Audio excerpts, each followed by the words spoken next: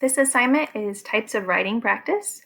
And to do this, you're going to have to kind of understand the 4 major types. Really, it's 3 major types, and then we add a descriptive in there.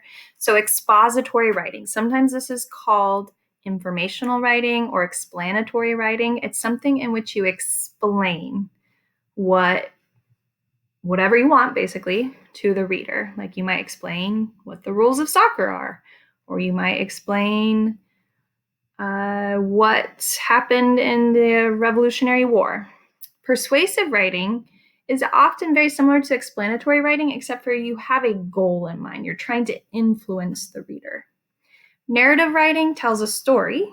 It could be a factual story or a fictional story. And then we have descriptive writing. Descriptive writing is kind of a subcategory of expository or narrative. And it's just one where you use a lot of your sensory information. You just paint a picture for the reader. So you're going to be taking that information and then answering these questions here. So the first one is a story about the time you got lost at the mall. So that sounds like you're telling about what happened. So you would choose narrative. There's several of these questions that you could answer literally any of them, and I thought you could be right. So you don't feel too much pressure. You'll be answering all those. And at the end, I did write about some other ways of categorizing. So types of literature, we have fiction or nonfiction. Fiction is not true. Nonfiction is true.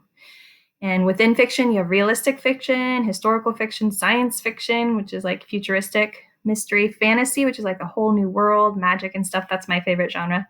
And nonfiction, it's more in the true category, things that happen, or it could be like poetry based, which it's more like a feelings thing sometimes. And then we also include informational, which remember is expository writing. So this is just like kind of a separate categorization system, because you could also have descriptive writing here. Then you're going to talk a little bit about your own reading level, what you did this summer. Don't feel bad wherever you're at, it's fine. And then you're going to summarize something you read this summer, or if you didn't read, or if you can't remember or just don't want to, you can also read this narrative that I wrote about my trip to Mexico a couple of summers ago. And if you want to, you can write a 1-paragraph narrative yourself. So that's the assignment.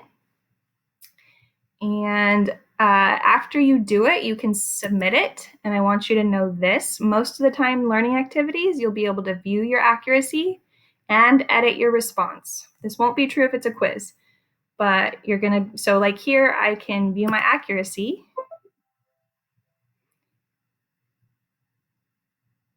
And I don't think it's going to tab over the way I want it to right now. So anyway, you can click view your accuracy. And if it's green, that means you got it right. If it's red, that means you got it wrong and you want to go back and edit your response. So you'll click here and edit your response. Sometimes I let you see what other people wrote, and I will this time see previous responses, and you can see what other people wrote. You won't know which student wrote what. It's anonymous for that. I'll know what you wrote, but other students won't know that you wrote it. So make sure you get this all correct, all your green answers going, and that's about it. Thanks for listening, and thanks for doing your work.